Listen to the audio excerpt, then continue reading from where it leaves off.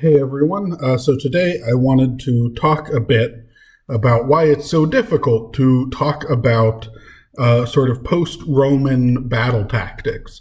Sort of the stereotypical Dark Ages, if you will.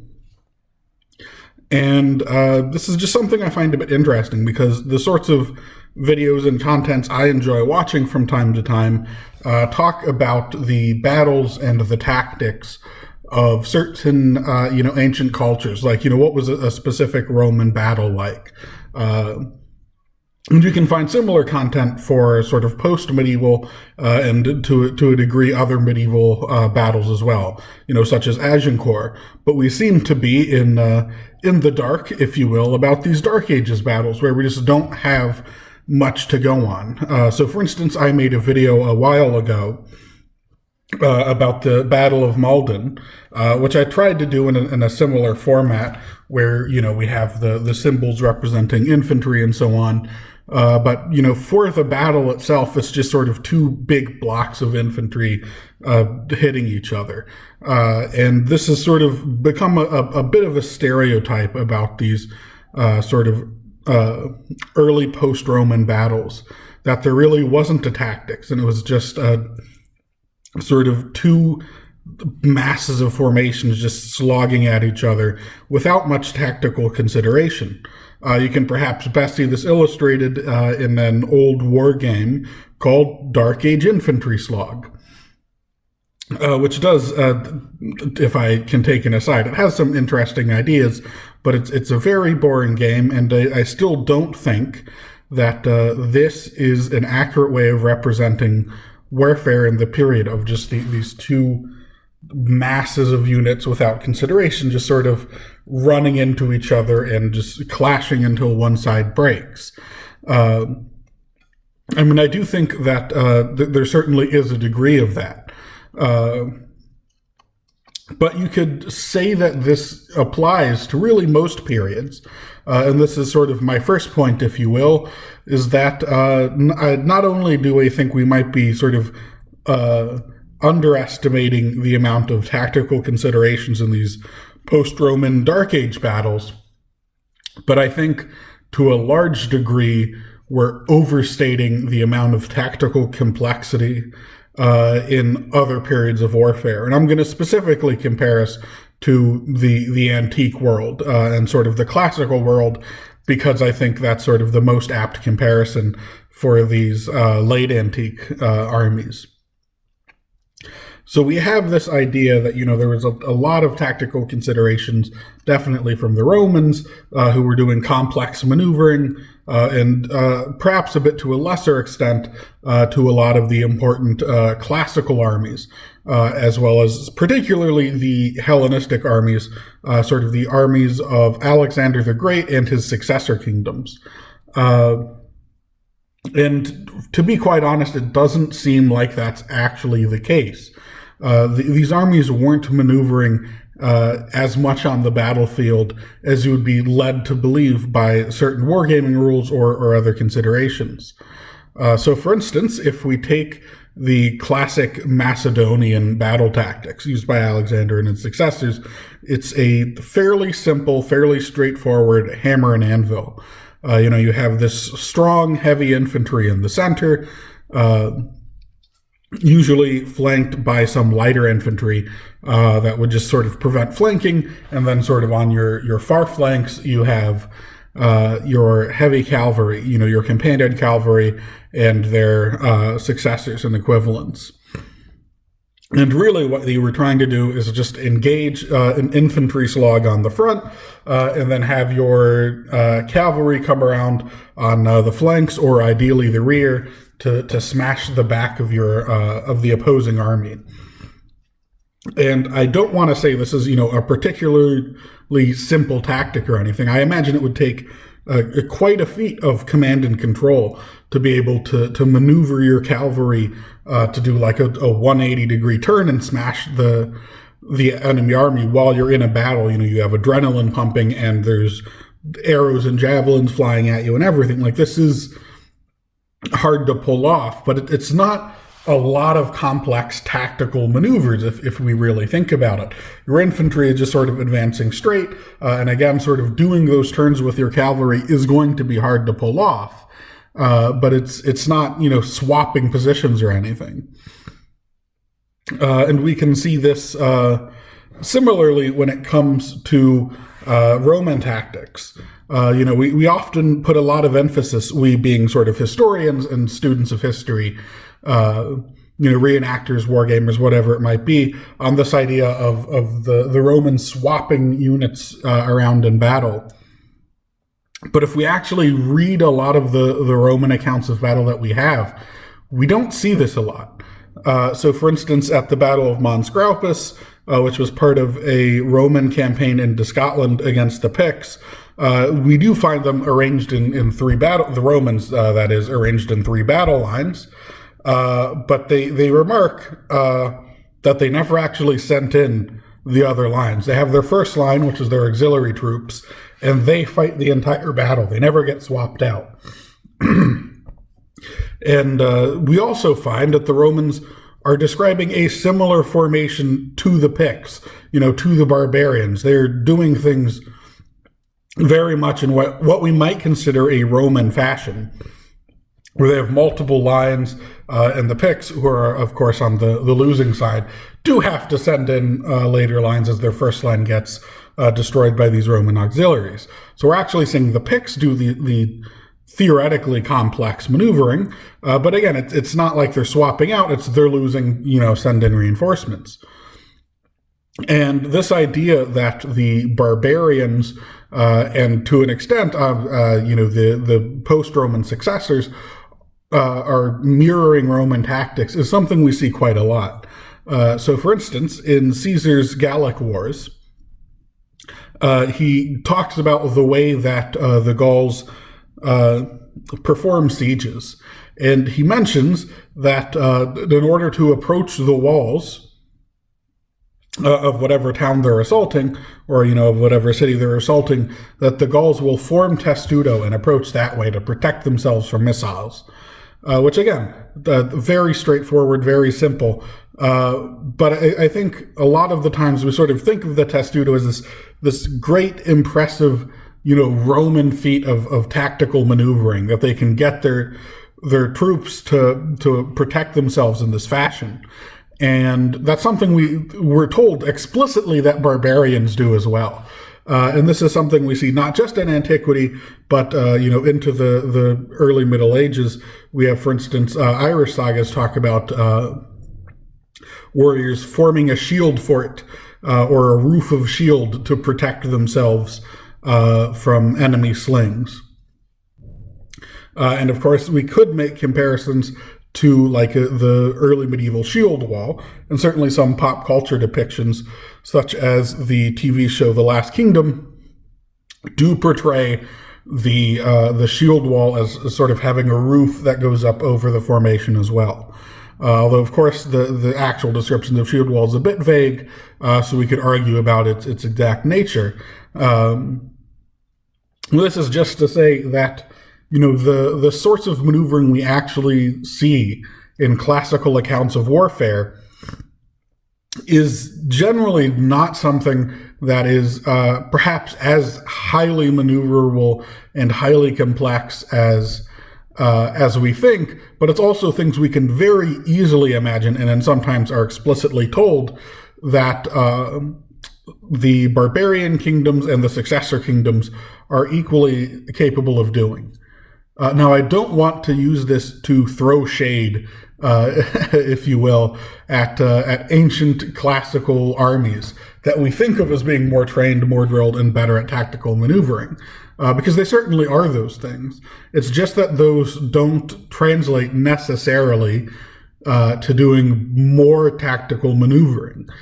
So, for instance, if we look at Alexander, and hopefully by comparison, the Alexander successor kingdoms, the Hellenistic kingdoms, we're told at one point in his Balkan campaigns that at one point he's laying siege to a kingdom, and they have a relief army that comes in and surrounds Alexander's army. And what he does to sort of intimidate and impress the army that he's facing is he just has his men form up and perform drills. And the drills are so precise. All of the troops are in step. They move essentially as one. And that this is, such a feat of command and control that the barbarians had never seen before, that it is impressive. It awes them. It makes them not want to fight because they can see the degree of professionalism in this Macedonian army. And I think that's a perfect example. And if we go back to things like the Roman testudo, that's something, again, we might imagine barbarians and the post-Roman successors performing very similar maneuvers to a Roman testudo. But again, using sort of Alexander as a point of comparison, I don't think it's, that being able to perform a defensive maneuver like the testudo is by in itself impressive. But the fact that the Romans are more drilled, more professional army just means that they're going to be able to respond to the commands quicker. They're going to, once they, recognize that they're being given the command, they'll actually be able to form up quicker. And they're probably going to be able to form up better. A tighter testudo with less gaps, more protection than we might imagine the barbarians or the successor kingdoms being able to do, because they aren't as drilled and they aren't as professional. So it's not necessarily that these ancient or later medieval armies are actually doing more tactical maneuvering on the battlefield, but just the tactical maneuvering on the battlefield that they are doing is, I think, to a much higher degree. They're better at it. They're not necessarily doing more of it, if that makes sense. Another interesting fact, just to sort of bring in my sort of praise on the ancient army so I don't appear too biased, is a lot of this professionalism you would also see outside of the battlefield, which is something I think we overlook a lot of times when we're talking about warfare in this way, particularly with wargaming. So, for instance, take the Siege of Elysium, where this there's a Gallic fortified town that Julius Caesar is besieging. And what he does to sort of mitigate the defensive advantage that the Gauls have about their walls is he erects a massive wall that goes around the entire town. So his besieging army is also has a strong defensive wall around them, with sort of a no man's land in the middle between the Roman and the Gallic walls. And then, because there's always the threat of a relief army coming to help the Gauls, he then makes another set of walls that goes around the outside of his army. So he effectively has a ring of a fortified town around this Gallic town that he's besieging. And that is something that just realistically a barbarian or successor kingdom army would not be able to pull off. Just the feat of engineering that it was. And this is something the Romans do quite regularly. Being able to throw up walls, throw up defenses, build bridges, build roads, the logistical and the construction and everything that's not the actual sort of stabbing bit. The Romans excel at in a degree that we wouldn't see in history for quite some time afterwards. Definitely not in the West. So again, there's definitely, a professionalism to these ancient armies that we aren't seeing in the successor kingdoms. It's just these aren't necessarily being shown and actualized in the sorts of way we think of, particularly when it comes to battlefield maneuvering.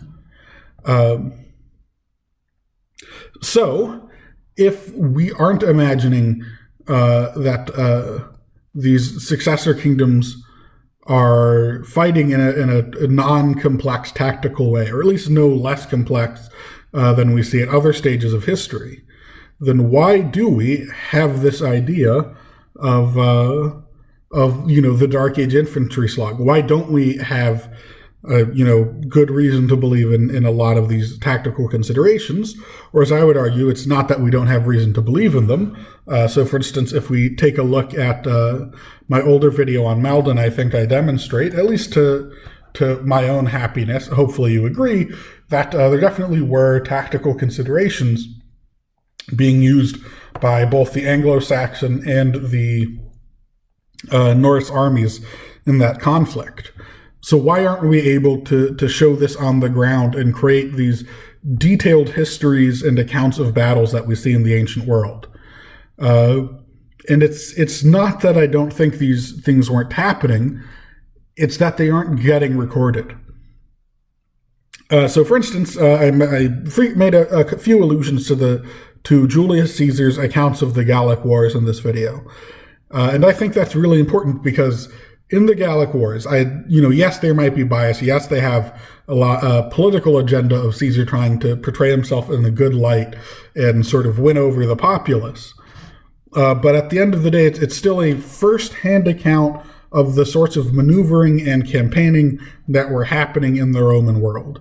And even when we look at other accounts, such as those of Alexander or other great classical generals, we still have that being a central part of the histories, is knowing what they were doing. Whereas the sorts of literature that are being produced in the early Middle Ages don't care as much, it would seem, about these tactical considerations. So a good example of this is the Saga of Alexander, son of Philip, which is a medieval Irish account of Alexander's campaigns. And we can tell there's distinctly different styles of writing in this. It clearly has to be based on a classical account, something written in the classical world, because there wouldn't really be good reason for medieval Ireland to know this much about Alexander if they didn't have those accounts. And certainly they were connected to European spheres of learning. But the literature is very different. It doesn't talk about the tactics in the same degree as these classical accounts, and instead it focuses more on heroism. It's not that they're well-trained soldiers necessarily, but it talks about, how strong they are, how fast they are. It follows a very stereotypical repeating of phrases, and in the way that heroic poetry and heroic literature does in the early Middle Ages. It's very formulaic almost. You can, pull up the Saga of Alexander and pull up more closer to contemporary accounts from medieval Ireland, and they're repeating phrases, they're repeating ideas, they're even repeating technologies. The soldiers of Alexander's are fighting with the same equipments as medieval Irish warriors. It's following a tradition of these formulas of describing warfare and describing warriors. So, when we have a lot of these accounts from the medieval period, about the medieval period, like the Battle of Malden, for example, the focus of the battle scene isn't about understanding the tactics and understanding the larger battle in the same way that we see, Julius Caesar's account going, but it's on the individual heroism and the individual prowess of figures like Brynolf, of these heroic figures. That's what the importance is, not understanding the tactics. So I think it's that's one reason why, and a major reason, in fact, why we can't produce these sorts of tactical guides and tactical accounts of medieval battles is just that wasn't the sort of history that Europeans at that time were interested in producing. And even when we do have this, when we do find more tactical accounts that we might consider closer to a historical account, from our modern perspective of like a scientific history, these don't necessarily give us great amounts of information.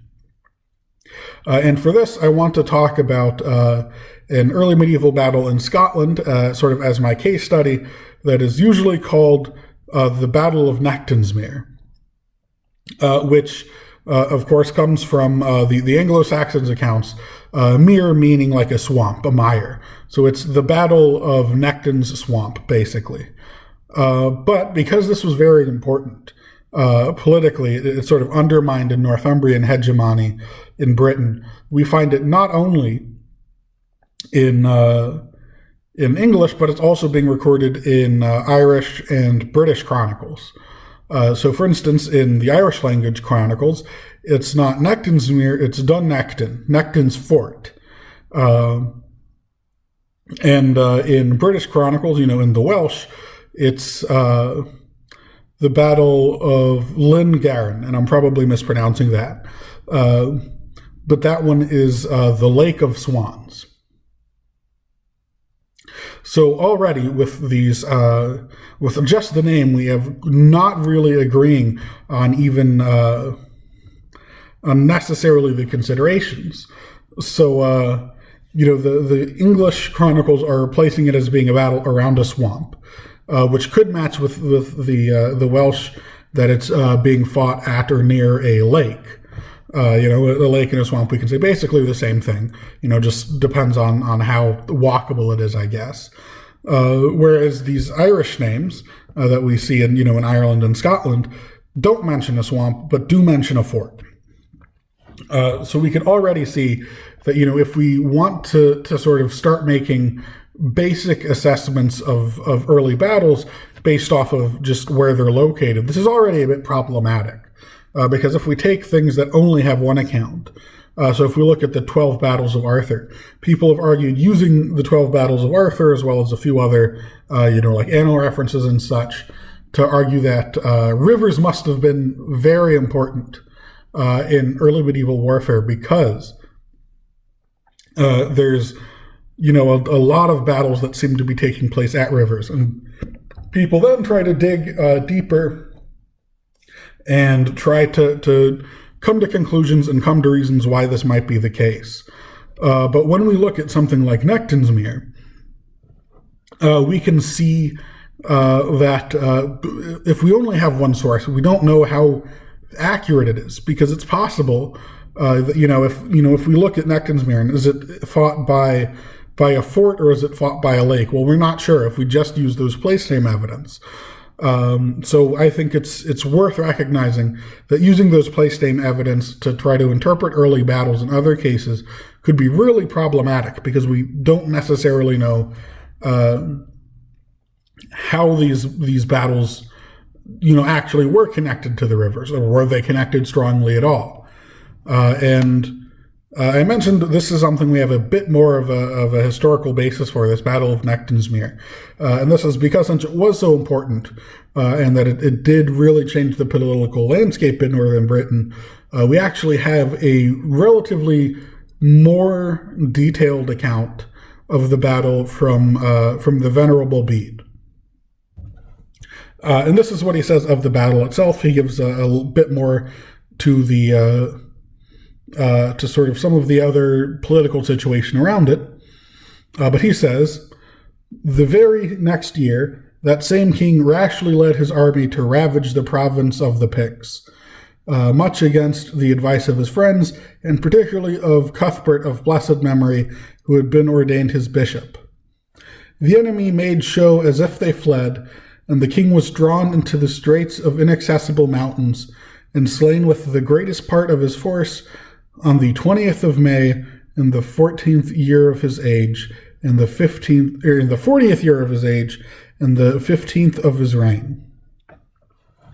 So we can take this account, and then again, if we think of it as being the battle, again using the place name evidence of being likely taking place near a swamp, lake, or fort, but none of those are mentioned in our more detailed account. They could just be the closest landmark, but the closest landmark could still be miles away from where the battle was fought. And that's why they disagree, because they're all being like, it's roughly near this fort, it's roughly near this lake, it's roughly near the swamp, without actually, being close enough that either of those things were necessarily a tactical decision. But this is sometimes used as a as giving an example of tactics, in that Bede mentions that the Picts make show as if they were to flee. And this could be, a false route, which is something we see in a lot of ancient and medieval tactics, pretending to flee to draw the enemy out of their formation to pursue you, and then you double back and attack them. This is, for instance, probably, something we see in the Battle of Hastings during the Norman conquest of England. But if we take Bede's account at his word, we don't actually know if this is the case. Yes, it says they made show as if they fled, but we also know that Egfrid, who is the Anglo-Saxon Northumbrian king that he mentions, was ravaging the province of the Picts before this. So, was it actually a battlefield maneuver that they, on the battlefield with two armies facing each other, did a feigned flight and then doubled back in the way that I mentioned? Or was this a large-scale strategic decision of, drawing the Northumbrians away from their supply lines, away from a successful retreat, or even just into grounds where they think they had the tactical advantage when the battle did start? Was this a on the battlefield tactical decision, or was it a much larger scale strategic decision? We don't know. We just don't have that detailed of an account. And that's sort of the heart of the matter that I want to argue today, is, that the reason we don't understand post-Roman tactics and that we can't produce these tactical accounts of post-Roman battles in the same way that we can later medieval or earlier antique battles isn't that this was a period of history without tactical considerations, without tactical maneuvers, where they were just doing these slogs, but instead it's because we don't have enough historical accounts from the period to fully understand what sort of tactics and strategies were being used. So that's my theory. Those are my thoughts. I hope I argued them well, and I'd love to read your thoughts about it in the comments.